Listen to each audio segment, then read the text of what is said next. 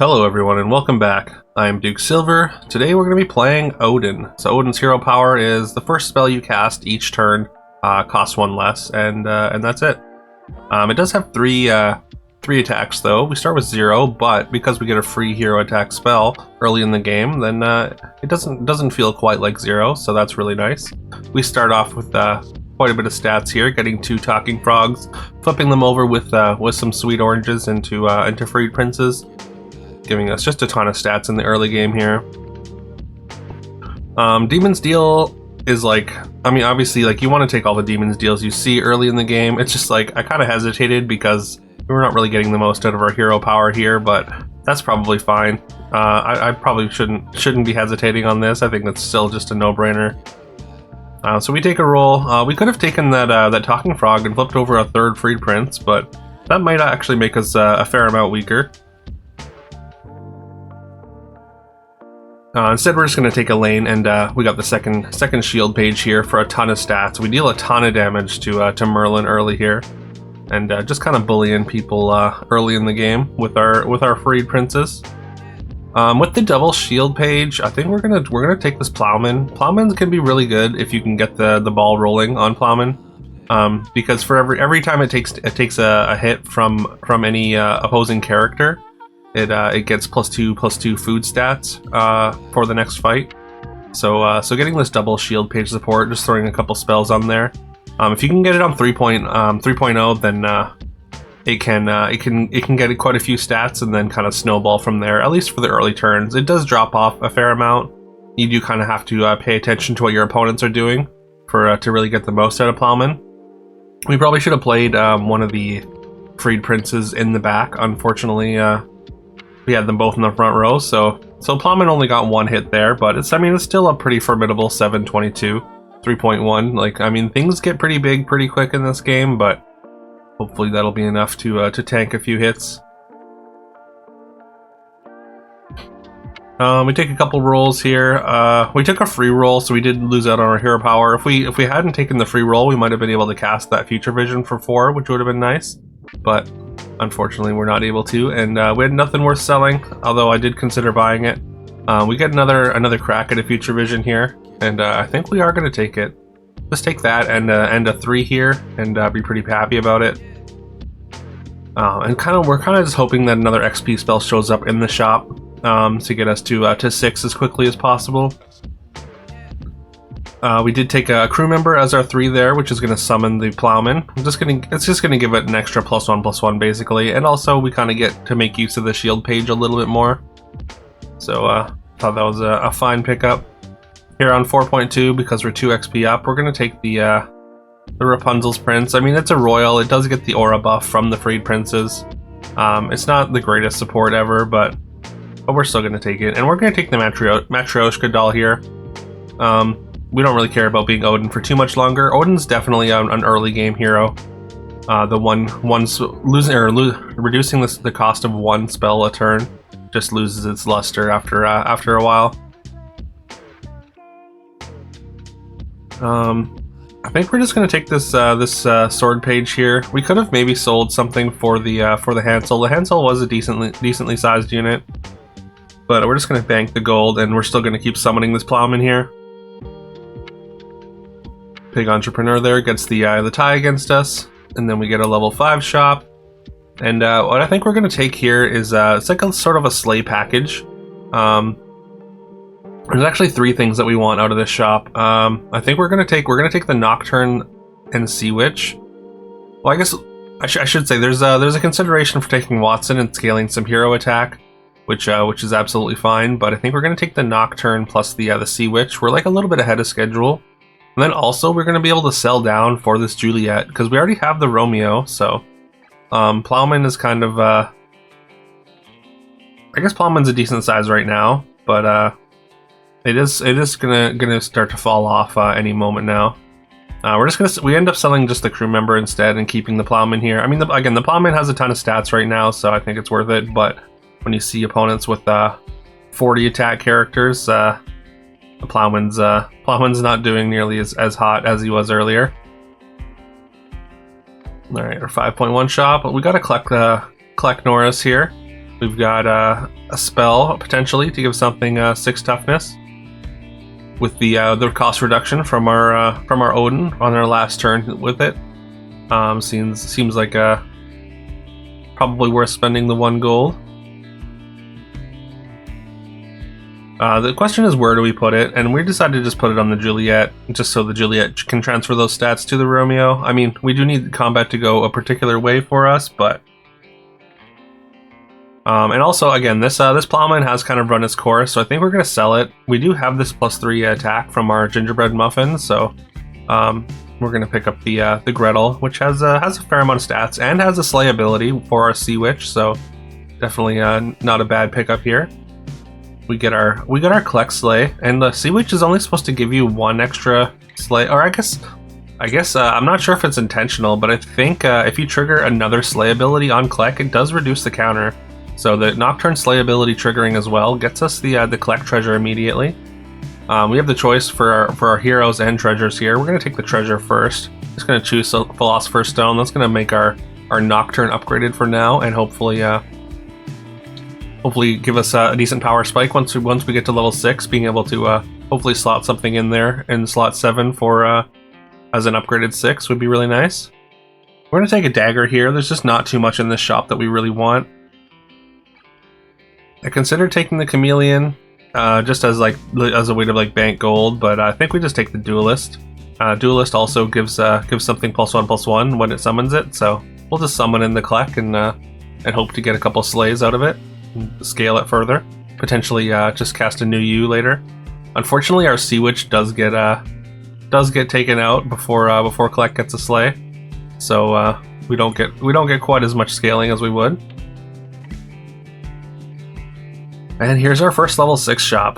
Some interesting ones here. I mean, I'm a big fan of Good Boy. I mean, you do have to there's only a couple different comps that Good Boy really works in, but I don't know. Just maybe it's just the SBB fan in me that that just always wants to default to Good Boy still. And then there's also Archangel, and Archangel is just a pretty decently sized range character. We don't really have a good way to scale our dog here, but if we can get an angelic commander with the Archangel, and Good Boy puts stats on the angels, then they can kind of bounce stats back and forth and become pretty potent. But again, we do need a way to scale. We do have the dagger. The dagger can eventually go on the Good Boy and give it a little power spike. So speaking of putting stats on the Good Boy, we do find a tyrannical Nero, so that's a great way to throw some stats, and we take a roll and we get our second one. So the game says we're dogs. I guess we're dogs, hey. Although, I guess you don't necessarily have to be dogs. You can play Nero, a Nero Good Boy package with some flex slots, I think. I mean, dogs generally do work best together in conjunction with some farmers, of course. But I'm just saying, there are alternate builds. Not that they're optimal, but they're there. And yeah, we get a huge power spike there. We did sell. We took the Dachshund as well, just because, I mean, it's going to get a ton of stats from our Philosopher's Stone upgraded Nero, as well as our regular Nero. And also was going to put some stats on the Good Boy, which is relevant. All right, I think we did take the angelic commander here. It might not have been the greatest choice, but we did it. Though I also kind of glossed over our hero change. We did change into Sinbad. We had the option to change into Savitri as well, but because we were at such high health, I figured switching into Sinbad was going to be more worth it. Just because, I mean, it's going to give us it's just going to be stronger long term. All right, we get a doppelganger diamond, so we're going to be able to copy some dogs here. Eventually, hopefully, we can get all our treasures up to level 6, and then be able to copy that. And I have to constantly remind myself that doppelganger copies the first 2 slots instead of the first slot multiple times, which I do forget very, very often, and I shouldn't. And yeah, the angel package works out pretty good against this opponent. It's probably not. We're not going to be playing it too long. That's why we've got the dagger on the angel. I mean, we're just going to take stats from the angel and eventually transfer them to the Good Boy. but also getting the third good boy with the upgraded Nero is also quite strong. There was an Ascendance that we passed there, but we definitely want to hit level 6 treasures. I mean, we just need to find Drumroll. Like, I mean, I'm sure you're all familiar with this comp at this point. This is definitely my most winning comp. So apologies if it shows up on the channel more than you'd like. We do get a bunch of Neros here, where we get to doppelgang the one Nero into slot 5 there, and also have an upgraded one in our Philosopher's Stone slot. So we get a ton of stats. If we just had a Haymaker to retain those food stats, then we'd be really just flying here. Unfortunately, we don't really want any of these level 6 treasures. I think we're just gonna take a reroll. We're healthy enough to reroll here, so we're gonna go for it. We've got to kind of walk the dogs here. Playing multiple Neros is a little bit awkward. Generally, I just try and play two upgraded Neros if I can help it. Just because it's simple to switch back and forth between 1 and 7. But like with the treasures that we have, positioning also gets a little bit awkward because we have to consider Philosopher's Stone value and Doppelganger Diamond positioning and whatnot. And for those that don't know, so the way Doppelganger Diamond and Tyrannical Nero interact is so basically like the Doppelganger Diamond triggers after the I think it's after the entrance effect of the first position Nero. So it creates a copy of that. So wherever the copy spawns, that counts how many spaces away it is. So if you have Nero in 1, then you generally want to have your slot 7 open, and then you'll get the 6 spaces worth of value. Looks like we got a scam player here who does force a tie against us, against our vastly superior numbers. So, I mean, that's what scam does. They don't care about large numbers. They just find ways to scam you, and we do get scammed. Although we don't take damage, fortunately. There's another good boy, which I think we are going to take. I'm a pretty big fan with these comps of just getting as many good boys into play as possible. I mean, right now we're just summoning Neros just because position-wise it seems like the best option. But eventually we are gonna get our good boy in slot 1 and hopefully just get as many good boys. Like we just want like maximum good boys and Neros pretty much. We want two Neros generally and like 4 good boys and a Fisher. That's the end game for as far as I'm concerned, anyways, for this dog food comp. I believe we're just locking for this rune here. We could have just taken a combat spell there, but decided against it. I decided we were too strong to bother, and I think that's definitely true. I believe this is a ghost, which we are going to send further into the abyss. It's kind of silly seeing the negative numbers on the ghosts and just like continue to go down. So like if a top 3 lasts a while, like one ghost just gets beaten to oblivion. I don't know. There's something very funny to me about that. We did find our drum roll off of our rerolled treasure, by the way. I glossed over that, but yeah, we did. And now we have a full suite of level 6 treasures. So all our treasures are doubled now. So we've got double drum rolls, double diamond, and double piece of infinity there. The piece of infinity is not really doing a ton for us. It's going to give us some very small incremental scaling, but yeah, our power spike is enough to send this scam player a ton of damage. We're not going to bother with any other Neros for reasons that I stated earlier. Again, we have to be cognizant that our doppelganger diamond is summoning a copy of the slot 1 and 2 character. So my positioning right here is actually incorrect. We want the good boy in 1, so the good boy summons in the front row, and then the Nero summons in the back row. The way that we have it set up right now is very suboptimal, as we're summoning a Nero in slot 4. Ranged characters in slot 4 are generally not the greatest. It doesn't even get an attack, so as evidence there. But we do win the fight and knock out that opponent, sending us into a top 2 here. Get to pick up another fisherman. I don't think there's any other level 6s that we would really... I guess like Bottled Lightning. Bottled Lightning would be a level 6 that we would be happy to switch out our Infinity for. Also would be fantastic with our Good Boy. It looks like an opponent has switched to Dame Gothel. They've switched to the Scam Hero. So we are about to fight a scam battle. There's another Haymaker there, so we're really happy to lock that. We want to get as many Haymakers as possible at this point, just to further increase our stats. And yeah, the attacking the backline is also very smart. They want to take out our ranged characters, but we do win pretty handily here. Now we're just going to jam that Haymaker. Putting food stats onto characters early can be kind of good. I think that's what I was considering here. Just casting the spell on like Good Boy, because of course those are initial food stats that the Fisherman does double.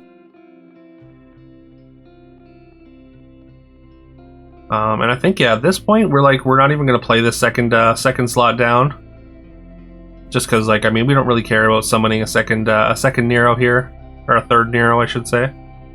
There is another Good Boy, but I don't know. I think I maybe should have locked that. I only had 3 gold left. I think I was looking for a combat spell. I think yeah, a combat spell would go a long way. And honestly I'm surprised that this opponent is still playing this Fire Mage. Like I guess they are big enough to take out our Fishers. So maybe I shouldn't be surprised. As yeah, they get a 2-for-1 there out of it, and their backline is protected pretty well. And they do end up with the win. So I guess that's why they're playing the Fire Mage, and I should I should just shut up. I didn't see exactly what rune this is, but I think that's what I'm considering here, just taking the rune. Although like we don't really need stats to win this. Like we've got stats. Like we basically just need to find a way to counter their scam. To like a combat spell would go a long way. Like a Circe's Cup. Yeah, just like, again, improving our board stats-wise is just not going to help us. Adding extra ranged characters might help. I think that was a solution I did come to in this game, but probably a little bit too late. As yeah, you see me put in the other Good Boy here, which like, I guess I consider playing this Good Boy because they do have flying items, so they're attacking our back row. So having Good Boy die could just get us enough stats to weather the rest of the storm, although it doesn't really matter if it ends up being a Brave Little Tailor attack. We don't really get a lot of stats out of that. And yeah, BLT does take out all our ranged backline here, and they get a really fortunate run out with the Succubus taking out the last 2 characters simultaneously. Once again, stats just really don't matter, and yeah, we are dropping lower and lower here because we do keep losing combats to Scam. We were at full health going into this top 2. I know I said we wanted as many Haymakers as we can before, but like we just really don't want to waste the gold tripling right now. We need to find a combat spell. We need to find a way to just sort of mitigate the Scam. Otherwise we're not going to be able to win. Those extra stats just, again, and they're not going to help us at all. That Fire Mage, fortunately, not doing much, but the Succubus and BLT are doing a ton for them. We get a better run out there, and we drop them to 1. Unfortunately, not quite taking them out. But yeah, I think that Fire Mage is probably a liability for them, which is good for us. And yeah, it looked like we were just gonna roll over this lobby, but this Scam player has really found a way to win. I mean, that's kind of, I guess, the Dame Gothel sort of power. I think we are gonna take this treasure, or this triple. We're just gonna skip though. We do lose a gold, but I mean, we're playing the second Good Boy on board anyways, so we might as well upgrade it. And yeah, I was just thinking like maybe Hurricane would have made a difference, just considering level 6 treasures, because Bottled Lightning isn't something that we want now. They do get to take out our Fisher, even though, or with the Fire Mage there, which is a little bit unfortunate. To be honest, I kind of expected them to move out of that, but I mean, it's effective. It's working for them. We did lock the Cersei's Cup, which we are going to jam here, and yeah, we did drop pretty low after that fight. We lost quite handily. They had 2 characters left. Fights that they've won have been a lot closer before that. But yeah, we're just going to hope that this removal spell helps. And like I said, the range solution is something that I should have done a lot earlier, as I just put the Narrows in 1 and 2 to copy them, so we just get 5 range characters on board. Because again, the stats don't matter. Our dogs are big enough as is, even without like the bonus stats from the entrances. But yeah, we did eventually find the solution. I mean, the combat spell probably helped a little bit, but I think just putting more ranged characters on the board to combat Scam was also a great way to combat like Succubus and whatnot. Anyways, so that was a very long one. I hope you enjoyed it. If you stuck around this long, thank you so much for watching. Please leave a like, comment, subscribe if you haven't already. I would super appreciate that. And yeah, again, I hope you enjoyed that, and I hope you have a fantastic rest of your day, and I will see you tomorrow.